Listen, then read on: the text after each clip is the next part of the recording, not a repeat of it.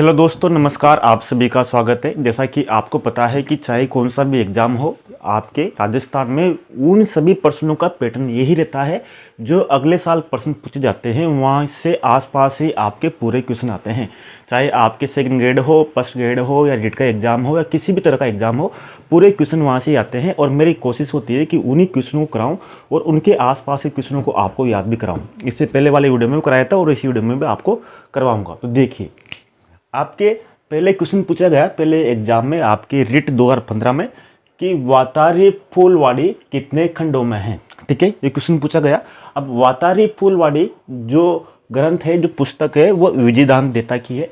और फिर यही क्वेश्चन आपके 2017 में पूछा गया कि विजयदान देता की पुस्तक दुविधा पर कौन सी फिल्मों का निर्माण हुआ।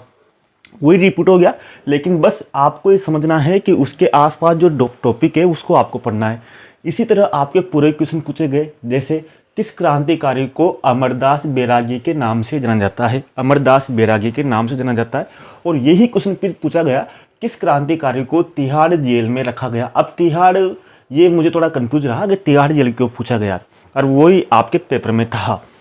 तो आपको समझना है कि पूरे के पूरे क्वेश्चन उसी तरह पूछे जाते हैं जिस तरह से आपके इस बार सिलेबस में स्पष्ट रूप से दिए रखा है कि राजस्थान के प्रमुख व्यक्तित्व आपके राजस्थानी भाषा, तो इन्हीं को कंप्लीट कराएंगे। यानी कि अगर आपके पहले जब ये क्वेश्चन पूछ चुके हैं तो आपकी इस बार और ज़्यादा क्वेश्चन पूछे जाने की संभावना है।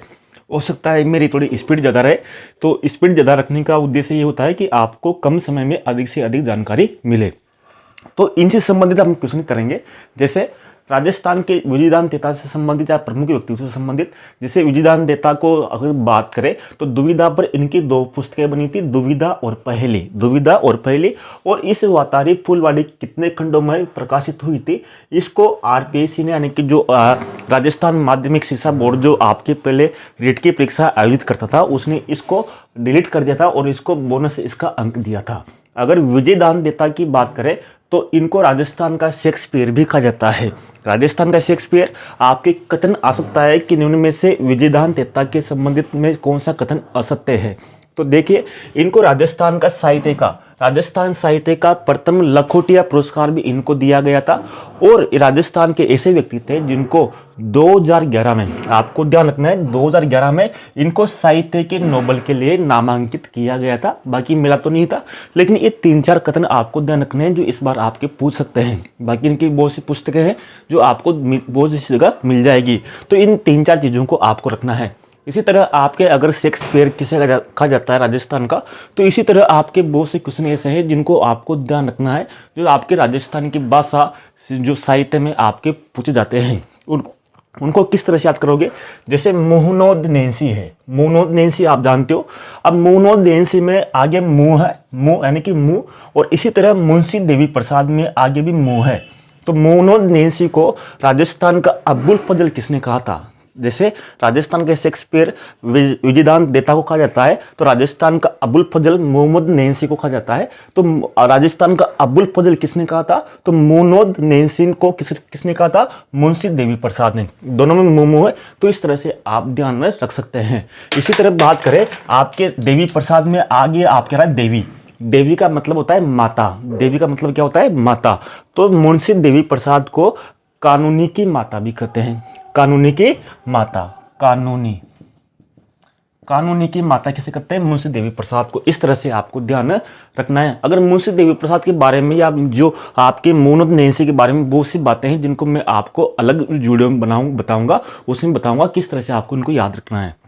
इसी तरह टेसी तोरी और दुरसा आड़ा, दोनों में देखो ट है, यानी कि टेसी तोरी और दुरसा आड़ा में दोनों में ट है। तो आपको क्या ध्यान रखना है, दोनों ने ही पृथ्वीराज राठौड़ के बारे में कहा है। अब आप जानते हो पृथ्वीराज राठौड़ कौन है, आपको पता होगा बीकानेर का जो रायसिंह था, जिसको राजपूताना का करण कहते हैं। आपके बहुत सी बार आता है कि राजपूताने का करण किसे कहते हैं, या तो आपको एक बात ध्यान रखना है कि राजपूताने के में र है और रायसिंह में भी क्या है, र है। तो ध्यान रखना है कि राजपूतानिका में करण रायसिंह को कहा जाता है। तो रायसिंह पृथ्वीराज राठौड़ के बड़े भाई थे, ये आपको ध्यान रखना है। तो पृथ्वीराज राठौड़ को टेसी तोरी ने तो कहा था डिंगल का हेरोस।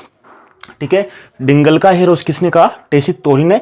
एंड डिंगल में भी ड है तो टेसी तोरी में भी ड है, तो डिंगल का हीरोज किसने कहा?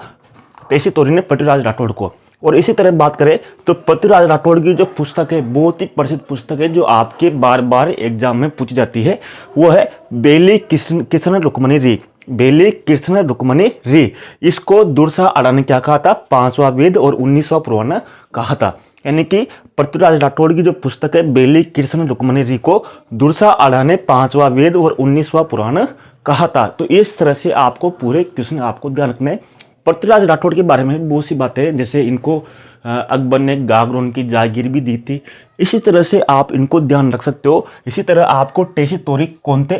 तो टेसी तोरी इटली के थे, इटली के रहने वाले थे, जिनका जन्म उदयन स्थान पे हुआ था। तो ऐसी बहुत सी बातें जिनको अपन बाद में देखेंगे, लेकिन मेरा उद्देश्य है कि आसपास के जितने भी प्रश्न पूछे गए आपके, वहां से आपके क्वेश्चन बताए जाए। अगली बात करते हैं। अब आपके बहुत से क्रांतिकारियों के नाम पूछे गए थे, जैसे किस क्रांतिकारी को अमरदास बैरागी के नाम से जाना गया? जोरावर सिंह बारट। किस क्रांतिकारी को तिहाड़ जेल में रखा गया? गोपाल सिंह करवा। बानासुर के शहीद के नाम से कौन जाने जाते हैं? मेजर शैतान सिंह। तो इनसे आसपास से किसी और बनेंगे, यानी कि राजस्थान के प्रमुख व्यक्तित्व में तो अपन देखेंगे। पहले तो आपको ये देखना है कि केसरी सिंह बारट, यानी कि जो केसरी सिंह बारट थे, उन केसरी सिंह बारट के एक तो था भाई और एक था पुत्र। तो इसमें कंफ्यूज होते हैं कि केसरी सिंह बारट का पुत्र कौन था और भाई कौन था। तो नंबर 1 आपको ये ध्यान रखना है, केसरी सिंह। केसरी सिंह, अब केसरी सिंह का एक तो भाई था और एक पुत्र था। तो आपके क्वेश्चन पूछ सकते हैं केसरी सिंह का भाई कौन था, पुत्र कौन था? पुत्र में प है, पुत्र में क्या है? प। अब प्रताप सिंह में भी क्या है? प। यानी कि प्रताप सिंह और पुत्र में दोनों में प है। तो ध्यान रखना है केसरी सिंह का पुत्र कौन था? प्रताप सिंह बारट। और भाई कौन था? जोरावर सिंह बारट। ठीक है, तो इस तरह से आपको ध्यान रखना है। अब प्रमुख व्यक्तित्व में आपको दिखाता हूं कौन कौन से आपको ध्यान रखना है। पहले व्यक्तित्व है विजय सिंह पथिक और दूसरा है साधु सीताराम दास। दोनों ही बिजूलिया किसान आंदोलन से संबंधित थे। अब विजय सिंह पथिक के बारे में आप सभी को मालूम है क्योंकि बचपन से आप पढ़ रहे हो, तो आपको कुछ चीजें इनके बारे में आपको ध्यान रखनी है। जैसे विजय सिंह पथिक और साधु सीताराम दास के बारे में। विजय सिंह पथिक को राजस्थान में किसान आंदोलन का जनक कहा जाता है। राजस्थान में ध्यान रखना, क्योंकि इन क्वेश्चनों में कंफ्यूज मत होना, बाद में आप बोलोगे कि ये तो आरपीसी ने या उसने गलत मान लिया, इसका आंसर ये नहीं है, जबकि आपको इसमें देखना है। राजस्थान में किसान आंदोलन का जनक किसे कहते हैं? विजय सिंह पथिक को। लेकिन बिजोलिया किसान आंदोलन का जनक, बिजोलिया किसान आंदोलन का जनक साधु सीताराम दास को कहा जाता है। ठीक है, इस तरह से आपको देखना। लेकिन अगर आपसे पूछे ऊपरमाल डंका, देखो इन्होंने भी ऊपरमाल, इन्होंने भी ऊपरमाल, तो ऊपरमाल का डंका इन्होंने एक समाचार पत्र प्रकाशित किया था। और ऊपरमाल पंच बोर्ड की स्थापना किसने की थी? साधु सीताराम दास ने।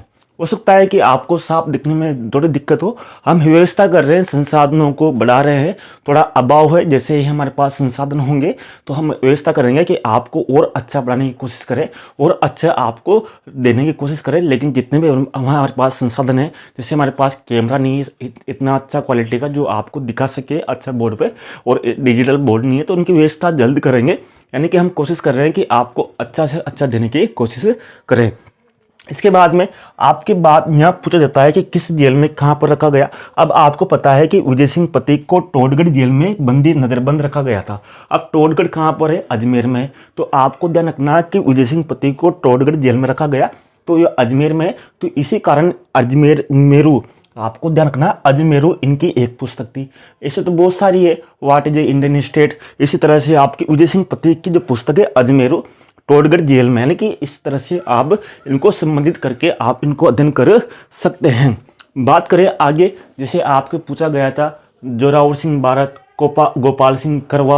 अब इनके आसपास से क्वेश्चन कौन कौन से थे उनको भी आपको याद रखना है। और मैंने सभी प्रमुख व्यक्तित्व या जो भी है जो मैं आपके लिए क्वेश्चन बना रहा हूँ, उनमें मैं कोशिश कर रहा हूँ कि आपके आसपास के, चाहे राजस्थान के हो या फिर आपकी शिक्षा मनोविज्ञान की हो, जो मनोविज्ञान में जितने प्रश्न पूछे गए उन सभी का एक विस्तार से जितने भी आपके हैं उनको मैं रखने की कोशिश कर रहा हूं, ताकि आपके कम से कम 2 से 3 दिनों में आपके संपूर्ण कोर्स हो जाए और आपको इधर उधर भटकने की कोशिश ना हो। जैसे जोरावर सिंह बारट और गोपाल सिंह करवा। जोरावर सिंह बारट था, उनको राजस्थान का चंद्रशेखर भी कहते हैं। अब इनको अमरदास बैरागी के नाम से जाना गया और उनको चंद्रशेखर भी कहा जाता है। ये होल्डिंग बमकांड और आरा हत्याकांड में शामिल रहे। आपके पूछ सकते हैं कि निम्न में से कौन सा व्यक्ति आरा हत्याकांड में शामिल रहा, तो जोरावर सिंह बारट रहा। इसी तरह गोपाल सिंह करवा को टोडगढ़ जेल में रखा गया और इनको राजस्थान में सशस्त्र क्रांति का जनक भी कहा जाता है। इस तरह से आपको ध्यान रखना। और आपको एक चीज़ वो ध्यान रखनी है, विजय सिंह प्रतीक के ऊपर तो 1991 में 1 रुपये का सिक्का जारी किया गया, डाक टिकट, यानी कि विजय सिंह प्रतीक के ऊपर 1991 में 1 रुपये का सिक्का जारी किया गया। और इसी तरह गोपाल सिंह करवा पर 1989 में 60 पैसे का डाक टिकट जारी किया गया, क्योंकि आपके कतल में आने की पूरी संभावना है। इन क्वेश्चनों को आपको देखना है। इसी तरह आपके हीरालाल शास्त्री को देखोगे तो हीरालाल शास्त्री में आपको सबको पता है राजस्थान के प्रथम मुख्यमंत्री थे, यानी कि मनोनीत मुख्यमंत्री थे। अगर आपके आए निर्वाचित कौन थे, टीकाराम पालीवाल। और अगर आपके आए प्रथम निर्वाचित और मनोनीत मुख्यमंत्री कौन थे, तो जय नारायण व्यास। तो अगर जैसे प्रथम मुख्यमंत्री, तो प्रथम में आगे प है, पल्ले प्रतीक्षा नमो नमः में प है और प्रत्यक्ष जीवन शास्त्र में भी प है, यानी कि तीनों में प है। तो पल्ले प्रतीक्षा नमो नमः तो इनका गीत है, यानी कि आपसे पूछ सकता है कि पल्ले प्रतीक्षा नमो नमः किस मुख्यमंत्री का गीत है, या फिर आपसे पूछ सकता है प्रत्यक्ष जीवन शास्त्र किसकी आत्मकथा है, तो ये किसकी, हीरालाल शास्त्री की, तीनों में प है। ठीक है, इस तरह से आपको ध्यान रखना है। इसी तरह अर्जुन लाल शेट्टी, इनका संबंध, इनको राजस्थान का दीची भी कहते हैं, और ये हार्डिंग बम कांड और इनको वेलूर जेल में रखा गया था, यानी कि इनको वेलूर जेल में रखा गया और नीमच हत्याकांड में से संबंधित थे। अब आपके इस तरह से आपको जितने भी क्वेश्चन है, इस तरह से आसपास के जिस तरह से आपके पूछे गए, उस तरह से आपको अध्ययन करना है और उनके आसपास ही आपको देखना है। इसी तरह आपकी बात करें जमनालाल बजाज, जिन्होंने चरखा संघ की स्थापना की थी। अब इनको आपको एक चीज और देखनी है, इनको 5वां पुत्र और चौथा गुलाम, 5वां पुत्र तो इनको गांधी जी का 5वां पुत्र माना जाता है, और ये अपने आप को चौथा गुलाम कहते थे। चौथा गुलाम का मतलब ये है कि प्रथम गुलाम तो भारत को मानते थे, दूसरा गुलाम देसी रियासतों को मानते थे, और तीसरा गुलाम जहाँ इनका जन्म हुआ था सीकर में, तो सीकर को मानते थे, और चौथा गुलाम स्वयं अपने आप को मानते थे।